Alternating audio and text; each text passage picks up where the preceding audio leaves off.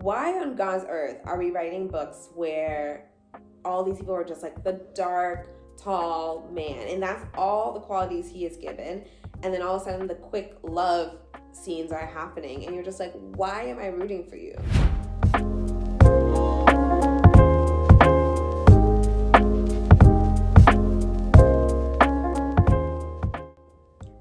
It has been a minute. In a minute, I'm gonna need us in a minute. A woman's about me up.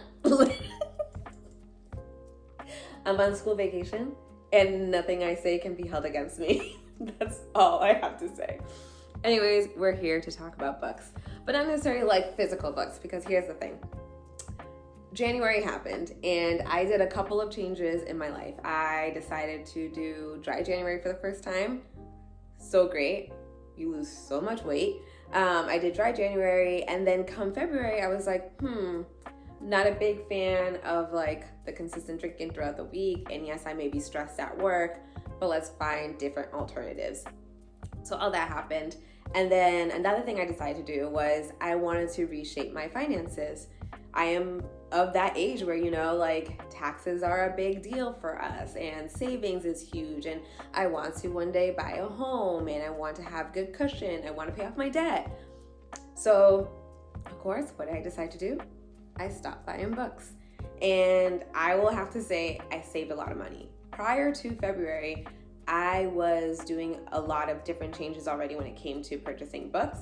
I tried my best to just purchase books that were on sale, or I went to bookoutlet.com or thriftbooks.com, and I really try to do my best. But what ends up happening is you end up going to, let's just say, thrift books, right? And you find all these items for like less than $10, and then they're like, hey, you have these points, buy this. Then all of a sudden you're like, hey, you can buy this under $1 and this. And it does add up.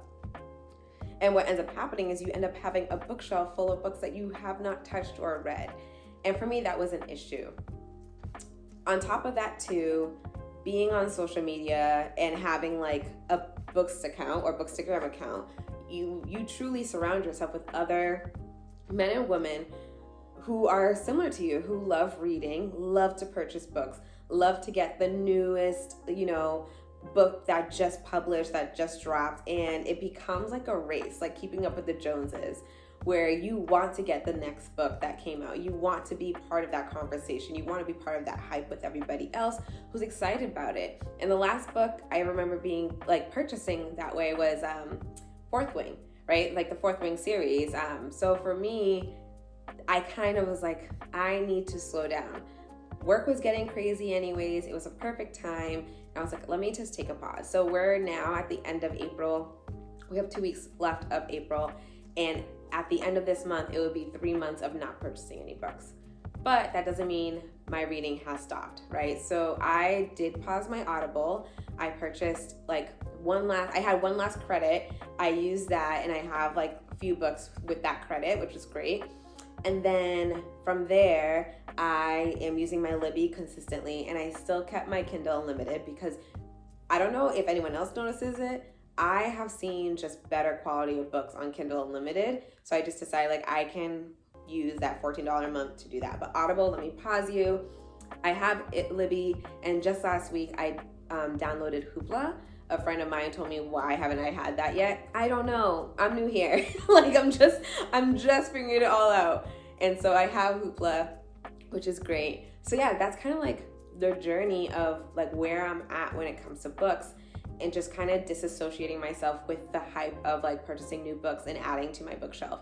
As much as I want the physical book, as much as I want to be part of the conversation when the books drop and everything like that, I will not sacrifice my wallet for that at all. Like it doesn't fulfill me in any such way. It hurts me in the long run.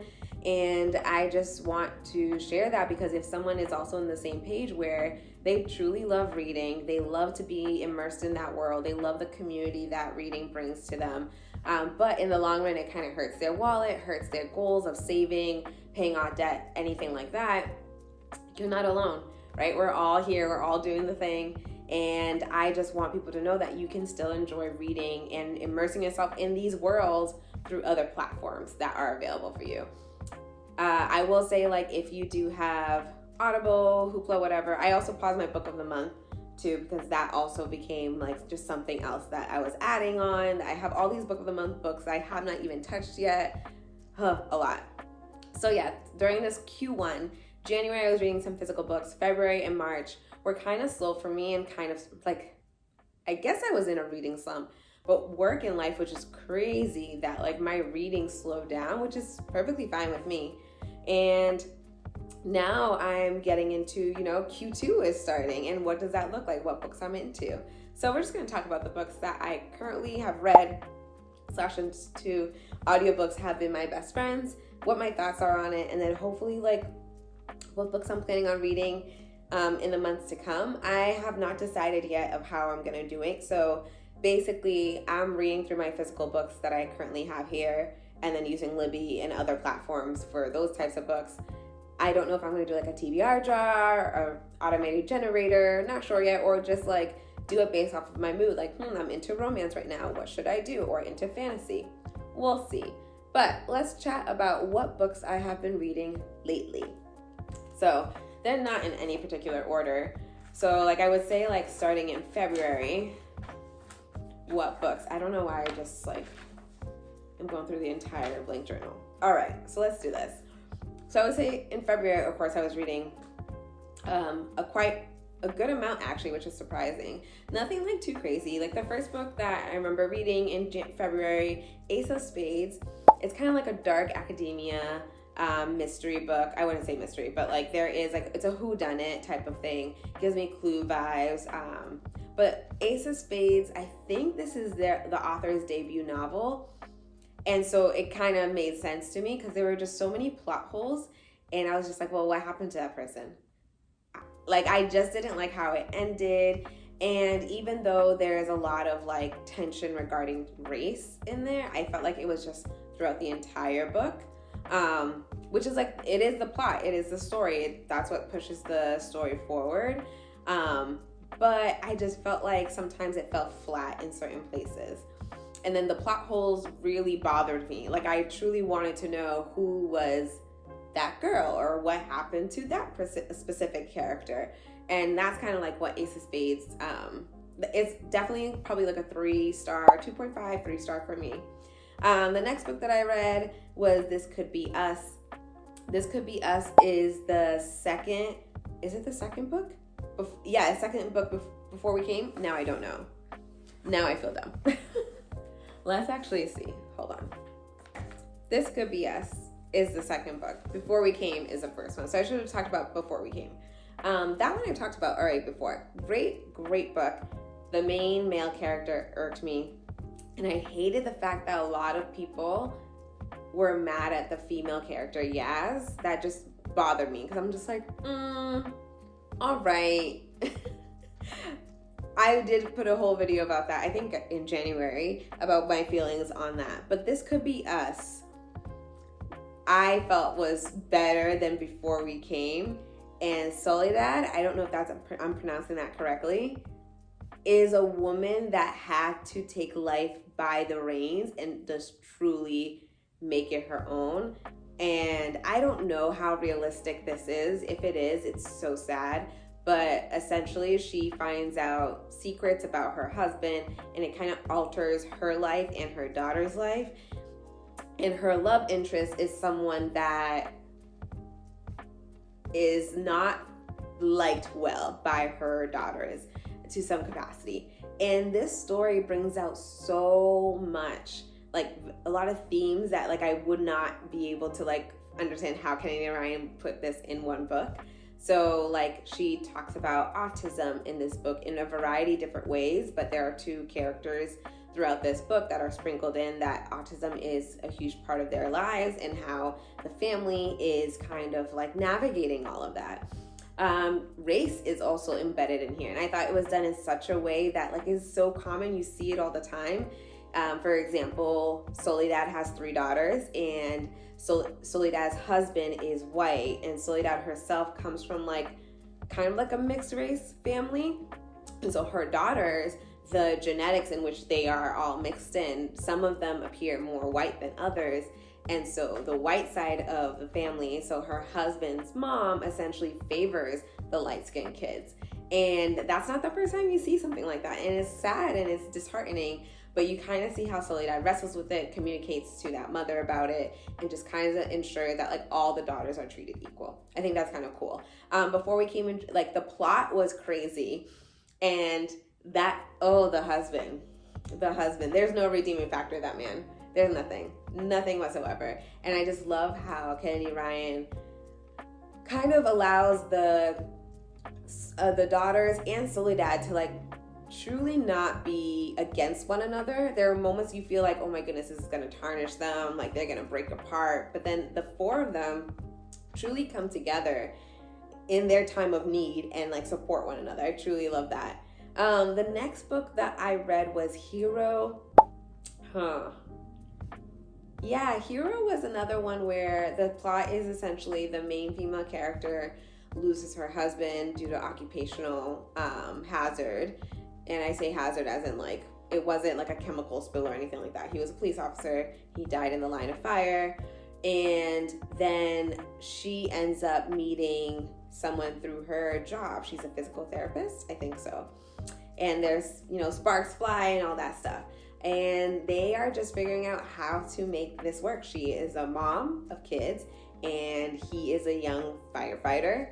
But then she also is trying to navigate her in-laws and how to kind of move forward with her life with the fact that they are still kind of like mourning their son after a few years now. I think it was like 3 or 4 years. And that's just a conversation I have no business having with anybody because I don't know what that is like. I don't know how people mourn in that capacity. I don't know what it feels like to be a mom of kids and single and, still mourning your husband, the love of your life, and still trying to find love in the future. That is a hard conversation to have. And so in that aspect, that book was great when it brought up those like types of conversation within my mind. Other than that though, I didn't care for like the kids' banters and stuff. Like I say kids, they're grown men, like they're in their late 20s or 30s. Like I didn't care for their banter. And there were moments where I was just like, why did you need to bring up race? Like it just didn't make any sense to me. Like, oh, she's beautiful because she's biracial. That's kind of like the thoughts that like were coming in my mind. So I was just like, the author didn't need to do that whatsoever. But I think it was a great conversation to have about like, what does that look like in a family if in-laws, are still like holding on to their child and kind of like hurting their in-law daughter or son, being like, hey, we're not happy that you're getting remarried because like you're disrespecting our child. I don't know. It's such a weird conversation to have. And so my thought is like, how do you have those conversations with your current spouse right now? Is that a conversation that you do have? And so even though this is not even based on a real story, it was still a great book. It's one, I don't even know how many books are in the series, but it is a series. I don't know if to be fair, I didn't like it a lot to a point where like, oh, I want to read the rest of them. I read this on my trip that I took with our senior class. Like I was the lead chaperone for it. And it was like a great book to have on a bus ride because it's just easy, simple. And so, yeah, that's Hero. I probably would be like 2.5, 3 stars, maybe. Okay, Fall Risk, that's the next one. The Fall Risk is by Abby Jimenez. And it is as cute and delightful as many of her books. I honestly have no critiques whatsoever. It's just a cute like neighbor story about 2 people who are in an unfortunate incident and they just happen to be kind of like in a close proximity type of trope, but in the best way possible. It wasn't forced, in my opinion. It was just something that just happened and they're just like, let's make the best of it, and they do in the cutest way. And it's a short novella. I think that's what it would be considered. So it's a short novella, cute, simple, easy read. You'll get through it like that. And I just love the characters. I thought the characters were realistic. The friends were just obnoxious and fun as best as they can be. And the love was natural. For such a short book, I felt like it was like a simple, kind, beautiful love. And I think that's what I absolutely love about The Fall Risk. The next book that I read, this one I did in tandem, meaning like I listened to it on audiobook and I was reading the physical book, was Queenie So these books that I've had, like they're physical, they're audio, I'm reading them tandem, and these were prior to me doing my little book ban purchase. So Queenie was one that I've had the physical copy of, and I was actually shocked that I loved this book. And I think I was shocked because I didn't really like the character Queenie. She put herself in these situations that are just going to hurt her and the people around her consistently. Like over and over again, she just made poor decisions. And I just couldn't fathom, like, why am I rooting for her? But I think that was the goal of the author, to show like this 20-something-year-old girl just is a disaster, straight up. The story basically is Queenie is a 20-something-year-old Jamaican British woman who is trying to navigate life. She is a journalist, I think she's a journalist, and just kind of like friendship, love, mental health is incorporated into it too, and then how she navigates that. And there are characters in there that are hilarious. Her family is like the typical Jamaican Caribbean family, which is so great. The author just does a great job like depicting that type of family and their expectations for someone like her. Her friendships are like different. Like she has like friendships that are catered to her and they love who she is, and they're gonna protect her, and they're also gonna call her out. And then she has some friendships that are just like, you know, you need to dismiss that person immediately. So the author, great job with the story. I absolutely loved it, and I think that the story is important for 20-something-year-olds to just hear and listen to. Like, not the fact that like, hey, follow Queenie's like thought process or ideas or the way she did life, but in a sense, like, not everyone has it together. Some people are truly struggling, but hey, let's make some smarter decisions out there, right? So that's Queenie. And then I read The Davenports and On Rotation. I read these in February. Davenports, let me see if I can try to remember, because that's been like over a month now that I've read that book. Davenports takes place in like the 1800s, Chicago. I think so. And basically these are like rich African Americans, and their father, like Mr. Davenport, so like the patriarch of the family, owns coaches. And so that's how he was making his money in that auto industry, but not really auto industry, like carriages.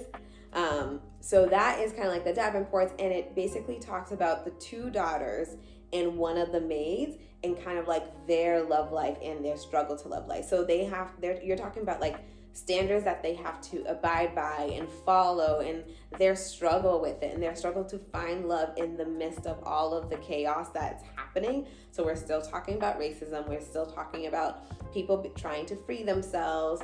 All of that is happening while these three girls are just trying to find love, trying to find respect, trying to find their place in the world while still honoring themselves, their parents who raised them, and the people that essentially like helped them be free. So that's The Davenports, really great book. And then recently, listened to a couple of audiobooks. So I'm gonna, like, I wasn't gonna talk about this in any particular order, but I'm gonna save my favorite for last. But this I'm gonna talk about first, and it was not a favorite of mine, Quicksilver. Why on God's earth are we writing books where all these people are just like the dark, tall man, and that's all the qualities he is given, and then all of a sudden the quick love scenes are happening, and you're just like, why am I rooting for you? Like, that's how I felt about Quicksilver. The main female character, there wasn't anything about her that I liked at all, right? I guess she's trying to portray a strong female lead, and I did not get that at all. I got someone who just stumbles through life and thinks that is strength, and makes poor decisions and thinks that's just being smart and witty. And then you have the male character who's supposed to be this dark, brooding man who has a sad past, and you're supposed to feel some type of like empathy towards him, but I didn't. And I should, like, the way the story was written, like you should feel some type of empathy for his loss and pain, but then like I just didn't at all. And I didn't believe these two characters were in love in any capacity, that they were supposedly like quote unquote like partners in this at all. And he's supposed to be like basically a black cat, and she's somewhat of a I wouldn't say she's a golden retriever. But yeah, it really bothers me that these books are just written to kind of like fill in a trope, kind of like there's like the tall, dark, broody male, and it's just like the female heroine is supposed to be like the smart, witty, like, I don't need your help, I can do it on my own, but makes poor decision after poor decision. Like, there's no wisdom in that thought and decision. So I wasn't a fan of Quicksilver at all. The ending, there were a good amount of plot twists that, like, I was like, okay, this is great. But throughout the story, two main characters, their love made no sense to me. And the hype of the male character, I'm okay with. I don't need it. Okay, the partner plot. The partner plot is a 3-book series. So this is the first book. And the partner plot, let me just try and remember, because I listened to this ages ago. The partner plot is a second chance romance. That I do remember. Second chance romance. One woman, I think she's like in PR or something, and the male character is a teacher. And they basically like reconnect somehow. They like bump into each other somewhere, and they kind of like rekindle their love through a drunken moment. And she is trying to revamp her image, kind of be out there, step up in her game, and kind of like people look at her and they're like, we don't really think much of you, but if you were married or had love in your life and you were able to do all of this, that, and the third, balance everything, that's perfect. So she lies saying that, like, I'm actually married to my high school sweetheart. And so we have a love of convenience, or marriage of convenience, I would say, and just kind of like the storyline. I think his name is Xavier, the main male character, and just kind of like how they are navigating it and the struggles. And she has 2 other sisters, and those 2 sisters have their own books. I think the next book is Neighbor Favor, and I have that physical book, so I might read that soon. And the other one, I forget what the third one is called, but they're all out now. And the other 2 sisters, their relationship is just cute and kind, and they just have each other's back, which is great. And then, of course, she is navigating her relationship with her parents. Her mom is a little... Okay, my phone died, so here we are. You know, my phone didn't die. What? I ran out of storage. That's what happened. And here we are. We got storage back. So let's continue. We were talking about the partner plot, and I think I was talking about like the sisters and their relationships with one another, and just kind of how that is embedded in the story. I really enjoyed the partner plot. I thought it was a great story to tell. It was second chance romance. There wasn't like anything unrealistic in it at all, and I felt that it wasn't like instant love reconnection again, and I would say like the questioning that each character had about the relationship that they were in, or trying to be in, faking, whatever you want to call it. It was reasonable. It made complete sense. And these were grown adults having these thoughts about a relationship that they kind of don't know if it's going to work out, what's realistic for them, what makes sense for their lives. And I just felt that the partner plot just did a great job in that. And so I would highly recommend it. I would say it's like 3.5, 3.75 stars. The next book, surprising, Archer's Voice. Seen it, never considered it, and then it popped up on Libby for me, and I was like, let's try you. And I don't regret it at all. I was reading some Goodreads reviews as I was getting close to the end, and someone wrote something to the fact like they felt their love was too quick for me. And I think you could easily like mistaken their love as like instant love, but the author does a great job using simple words like weeks, days, to kind of illustrate the fact that like over time they were building a relationship like through friendship first. Okay, let's try this again. So basically this author from Archer's Voice does a really great job, in my opinion, describing that this relationship was built first on friendship and finding common ground, and then from there, you know, over time, they were able to trust each other and actually have some type of romance. I think there was a natural sense of walls up between the 2 characters in order for them to like truly see if this person was being honest about their intention in the relationship. I did love everything about this. I felt the trauma that the main male character went through was something like unheard of and just excruciating, and for him to find out who his like who he truly is was something of a shock to him, and something that he didn't share, and something that he felt like, like why bother when everyone already sees me as an outcast. I'm living here alone, like it's perfectly fine. And he finds this woman that essentially kind of like rattles his whole world and his whole sense of being. And I think he found himself. Okay, let's see if we're gonna get through this. I felt that Archer found himself in a space where he was at a head, and he knew that if I need to, one, be with this woman for the rest of my life, move on past the gates of my home, I need to sort myself out and figure myself out. I wish we kind of had more of his perspective on like what that looked like, of him being away and kind of like learning more about who he is, his strength, his weaknesses, in the midst of having a disability due to a tragic accident that actually wasn't an accident, just a tragic situation that took place for him.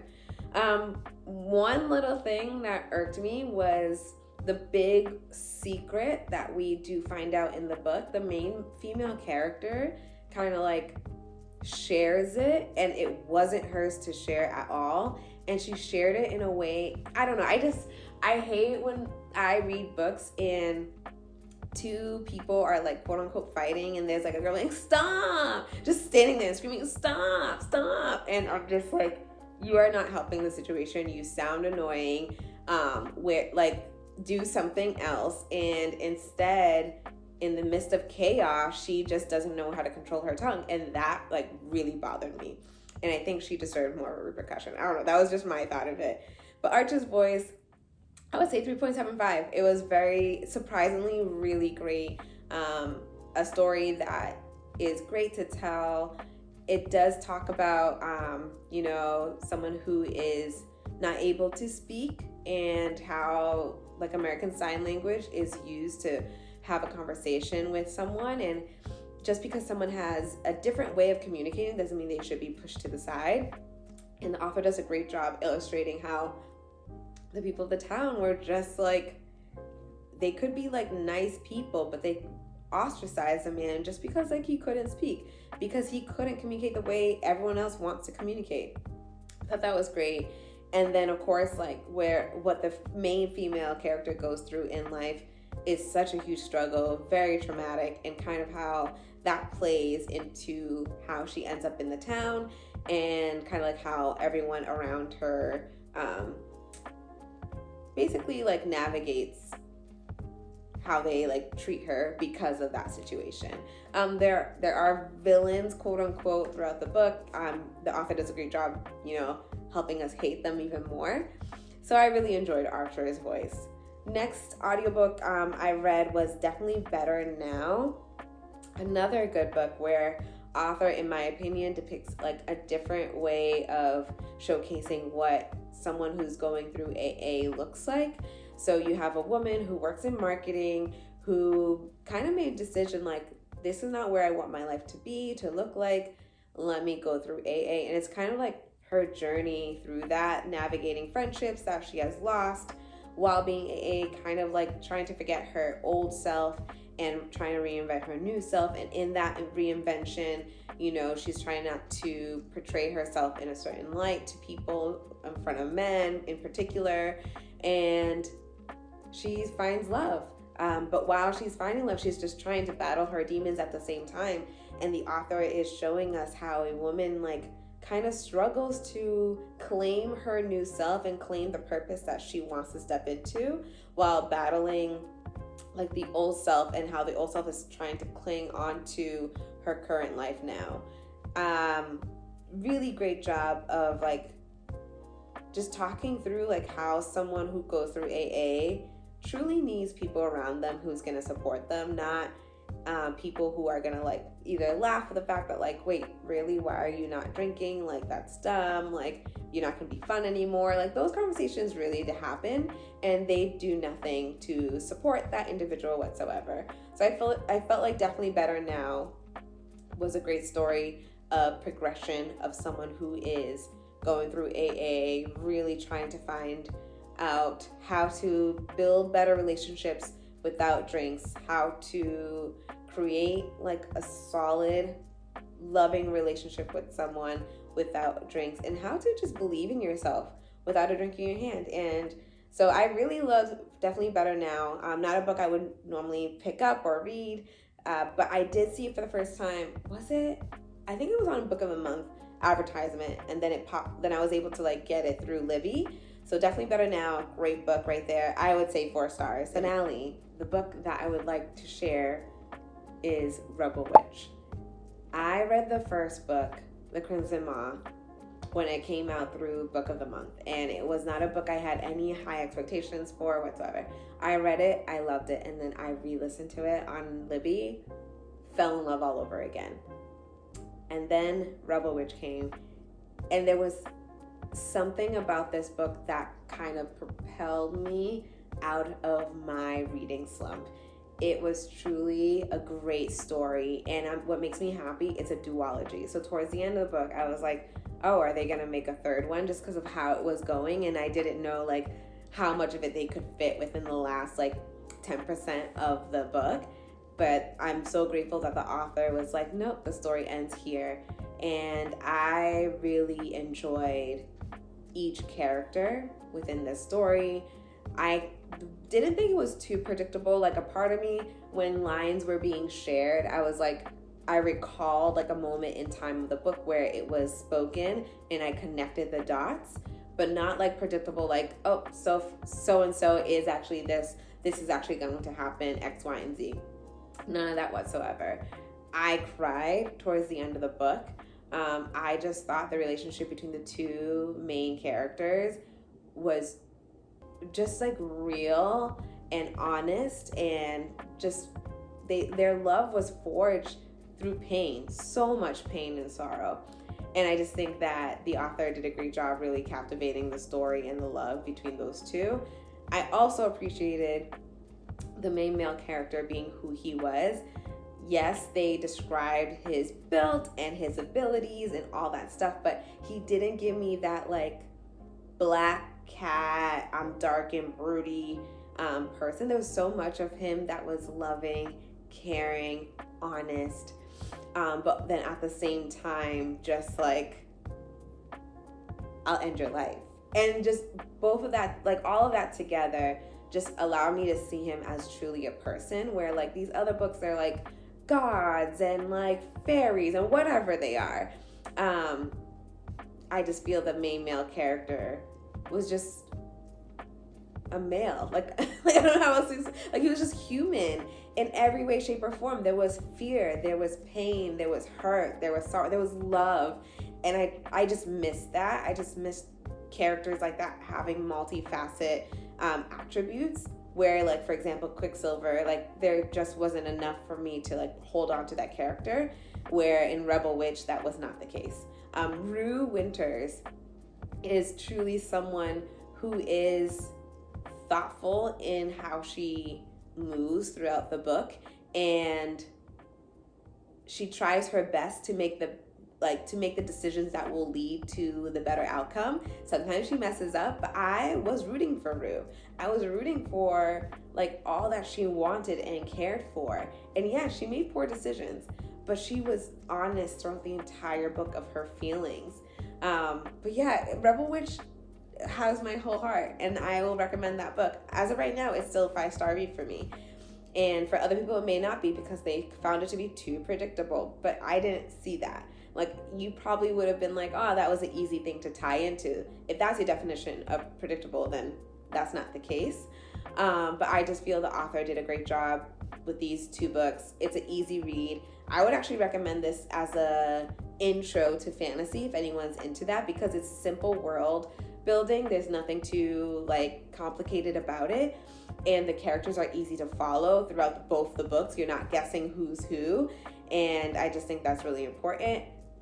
And basically, if you don't know anything about Rebel Witch, Crimson Moth, these duology books is about a world where witches are no longer allowed to live accordingly. The I guess the empire or the kingdom in which they live in are hunting them down, and Rue Winters happens to fall in love with Owen Hunter, And so that's kind of like where the story takes us. And in the second book, Rue is trying to escape again, and she needs the help of this witch hunter. And he kind of battles like, I love her, but I need to hunt her down. And if I don't hunt her down, I'm going to be killed. What do I do? But I love her. It's perfect, and it's not too chaotic in a way of like, I love you, but I don't love you. There's none of that back and forth. And I think that is truly important, especially for a young adult book, that the author doesn't do that. It's just a great job throughout it. And I'm just happy that that book was ended my Q1, and we're gonna get into Q2. And I think just for the sake of time and lack of storage, I'm gonna do another video of like what books I'm going to read for Q2. So I'm excited about that. This week I'm definitely gonna start that, given the fact that it's school vacation and I have the time. And so yeah, we'll see. So just to wrap it up, don't feel like you need to keep up with the Joneses.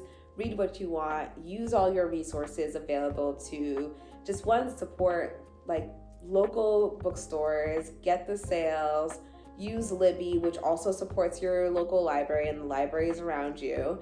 And yeah, read the books on your bookshelves. What are you doing? All right, bye.